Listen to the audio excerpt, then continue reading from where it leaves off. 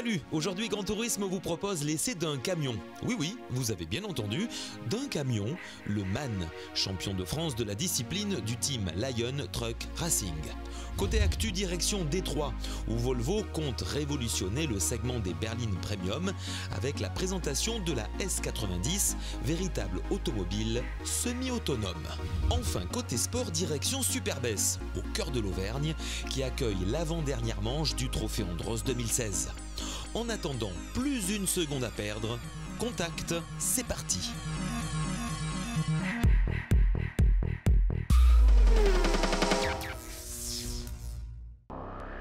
Salut Jérôme, aujourd'hui les routiers sont sympas, nous le savons, surtout avec 1100 chevaux sous le capot. Pour cela, direction la piste de l'aéroclub d'Albi, avec bien entendu Jérôme Vassia et son invité, Fabien Calvé. Fabien, j'ai pas hésité à dire oui pour répondre à ton invitation. Par contre, qu'est-ce que je fais à l'aéroclub d'Albi? Je suis à l'heure, mais on va essayer quoi? J'aime bien les surprises, donc tu vas voir, tu vas essayer quelque chose de massif comme d'habitude, plein de chevaux. Ouais, parce que tu sais que j'aime bien les choses pleines de chevaux. Alors ce ne sera pas un avion parce que moi j'aurais fait dans le gros, on aurait été à Toulouse plutôt avec la 380. Voilà, ça m'intéresse, sache-le pour le futur. On va essayer ça là. Ah, mais ça c'est gros déjà quand même. Voilà, c'est plus mon domaine, tu sais. Ah ouais, vas-y, montre-moi ça. Un camion de course, alors pas n'importe quel camion de course, puisqu'il s'agit d'un MAN qui court sur le championnat d'Europe. Donc l'écurie c'est le Lion Truck. De la région toulousaine. Voilà, qui est basé à Toulouse, donc c'est pour ça qu'on a choisi ce camion. Ce camion, c'est quand même une équipe, il faut savoir, qui a terminé vice-champion d'Europe par équipe au championnat FIA cette année.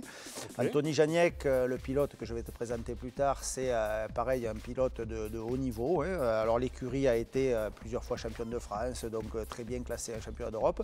C'est un beau bébé de course, c'est pas un camion... C'est une vraie caisse de course, comme on dit dans le jargon. Voilà, c'est un équivalent de la F1 pour les skis et les voitures. C'est la formule la plus grosse qui existe en camion. Et tu sais que j'aime bien le jaune, il faudra dire à Anthony que...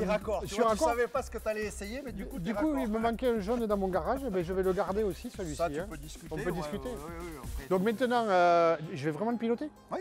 Ah, pour de vrai? Ah, super. Ah, d'accord. Ça fait un moment que tu me le disais, oui, tu sais. Oui, super. Déjà à l'époque, quand moi je courais, tu m'en avais parlé. Donc, tu vois, tout à fait. Écoute, parfait, marché conclu. Alors j'attends Anthony, on va parler du camion, et puis ensuite, contact et c'est parti.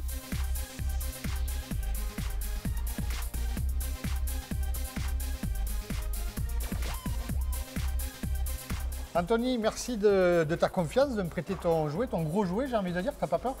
Non. Ça va. Alors explique-moi en quelques chiffres, le poids. Alors on a un poids de 5 tonnes 2. Ok. Tous les camions obligatoire pour tout le plateau. Et c'est pesé, c'est contrôlé? Oui, c'est pesé, c'est contrôlé par la FIA, par des commissaires techniques. Puissance moteur, on a une puissance de 1200 chevaux. Alors au niveau de la puissance, on plafonne un petit peu, c'est vrai, parce qu'on a une bride d'admission d'air qui est la même pour tout le plateau. Pour tout le monde. Voilà, et une cylindrée maximum de 13 litres. 13 litres de cylindrée. Je crois que j'ai jamais piloté aussi gros en cylindrée. Qu'est-ce que c'est ça là? Je vois que les alvéoles en fait sont bouchées au niveau des jantes. Alors ici, on ferme l'aération des jantes tout simplement parce qu'on arrose nos disques de frein par de l'eau. Ok, pour le refroidissement. Voilà, cette eau se transforme en vapeur et bien sûr nos disques qui sont à 400 degrés et une vapeur entre 80 et 100 degrés nous refroidit encore le disque. Donc on garde cette vapeur maximum pour optimiser le refroidissement des freins. Alors j'ai entendu dire que le format des courses était limité en fonction du réservoir d'eau.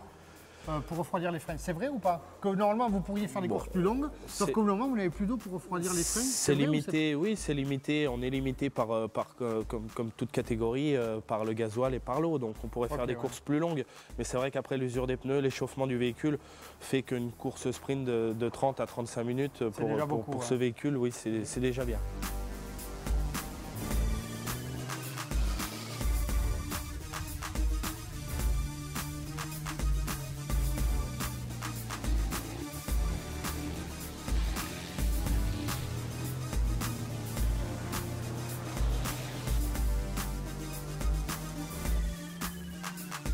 Première impression à bord, alors déjà je suis dans une vraie caisse de course, je n'en doutais pas, mais vraiment, hormis le fait que bien sûr l'arceau est énorme et que je suis à 1,50 m du sol, c'est un vrai volant, c'est un vrai baquet, donc c'est vraiment du sport automobile, ça j'en doute pas.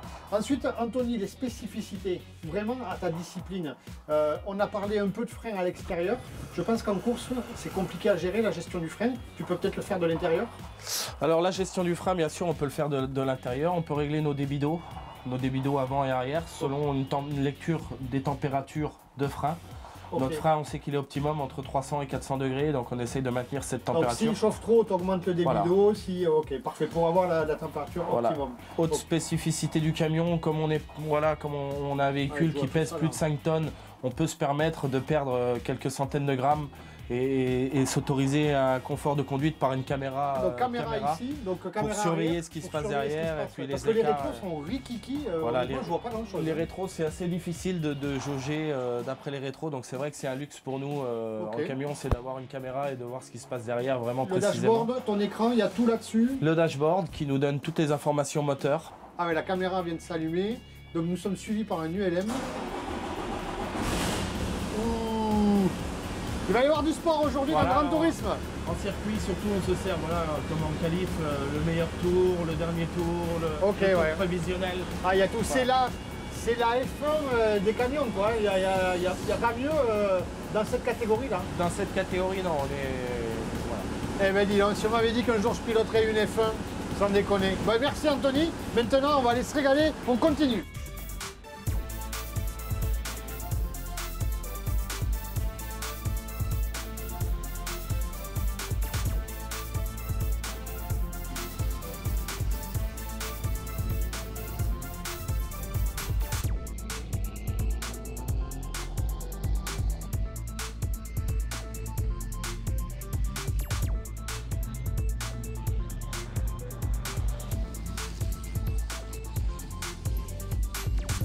Un truc de fou, franchement. Merci Anthony Janiec, Fabien Calvé et le Lion Truck. Franchement, c'était une prise en main un peu difficile. Le circuit d'Albi détrempé, 1200 chevaux, propulsion, je vous rappelle. Et honnêtement, c'est une vraie voiture de course. C'est incroyable, c'est très réactif. La direction est vive, il y a du grip sur les pneus malgré la pluie. Je me suis vraiment régalé. Par contre, je peux vous assurer que j'ai pas fait le malin. Je n'ai vraiment pas cherché les limites de cet engin. Et j'ai un grand respect, encore plus que d'habitude, pour les pilotes qui s'affrontent en course avec ce genre de bolide. J'espère vous revoir bientôt avec ce genre d'engin. Je vous laisse maintenant avec l'actu, la rubrique sport. Et moi, je vais me remettre de mes émotions. Je n'ai rien cassé. Mission accomplie. Et c'est déjà pas mal.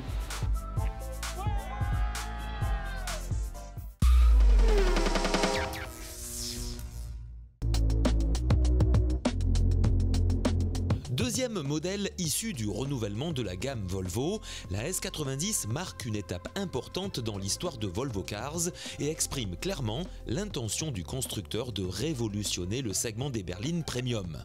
Révélée pour la première fois au public lors du salon de Détroit 2016, qui s'est tenu du 11 au 24 janvier, la Volvo S90 associe l'élégance haut de gamme et le luxe, caractéristique de la marque scandinave, à une expérience de conduite sans précédent axée sur des performances et des technologies de pointe. Dotée d'une large gamme d'équipements dernier cri en matière de confort et de sécurité, ainsi que de nombreux services et d'applications basés sur le cloud, la nouvelle Volvo S90 est disponible en 3 finitions. Très complète, la finition Momentum offre le meilleur de la technologie Volvo en proposant le système anti-collision City Safety, le système de protection anti-sortie de route, le régulateur adaptatif de vitesse ACC, l'alerte vigilance conducteur et de franchissement de ligne active et la reconnaissance des panneaux de signalisation. Par ailleurs, pour la première fois présent de série sur un véhicule, un système de conduite semi-autonome, sophistiqué, baptisé pilote semi-automatique, possédant notamment la capacité de corriger tout en douceur la trajectoire de la voiture et de la maintenir automatiquement dans sa file sans avoir besoin de suivre un autre véhicule, fait son apparition et constitue une nouvelle étape vers la conduite autonome intégrale. La S90 Inscription Luxe dévoile quant à elle l'excellence de l'héritage et du savoir-faire Volvo afin de satisfaire les clients les plus exigeants. L'habitacle se part d'un toit ouvrant électrique, d'une planche de bord gainée de cuir Nappa, une caméra de recul et un affichage tête haute couleur font aussi partie des équipements premium du véhicule.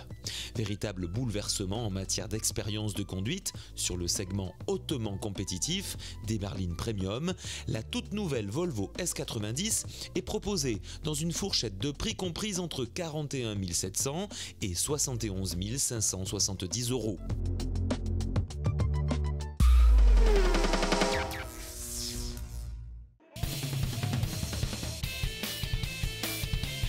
La 6e épreuve de l'Andros 2016, avant-dernière manche de la saison, se disputait dans la station de Superbès, en Auvergne. Avant ce week-end, seulement 3 points départagent les pilotes Jean-Baptiste Dubourg sur Renault Clio 3 et Franck Lagorce sur Dacia Logi. En effet, le trophée Andros se joue au cumul des 11 meilleurs résultats parmi les 13 courses de la saison. Il reste donc 3 courses pour faire la différence et découvrir le vainqueur de cette saison. La relève est en place avec Jean-Baptiste Dubourg et Adrien Tambay sur Audi A1 Quattro, actuellement 3e au général, mais le vétéran Lagorce reste omniprésent. Le pilote de la Clio 3, Jean-Baptiste Dubourg, n'a commis qu'une seule erreur cette saison, mais elle risque de s'avérer décisive pour l'attribution du titre 2016. Auteur d'un tête-à-queue dans la course Q2, il perd des points particulièrement importants en ne terminant qu'à la 6e place. Heureusement pour lui, Franck Lagorce échoue au pied du podium et ne reprend au pilote du DA Racing que les points qui lui manquaient. C'est à la fois peu, mais beaucoup, puisque cela lui permet de prendre la tête du général. C'est confirmé, cette année encore, la victoire absolue se jouera sur la dernière course et l'écart sera infime. Au final, Jean-Philippe Desraux s'impose pour une 3e victoire de la saison devant Olivier Panis qui, en retrouvant son meilleur niveau de performance, reprend quelques points mais reste bloqué à la 5e place au général. Adrien Tambay, à nouveau solidement installé sur le podium, conforte sa 3e place au général, véritable exploit pour une première saison. Toujours aussi régulier, Benjamin Rivière complète ce top 5. Jean-Baptiste Dubourg sur Renault Clio 3 et Franck Lagorce sur Dacia Logi se retrouvent aujourd'hui à égalité avec 492 points. Cela avant l'ultime épreuve de Saint-Dié-des-Vosges où le titre se jouera, un scénario de rêve où tout peut arriver.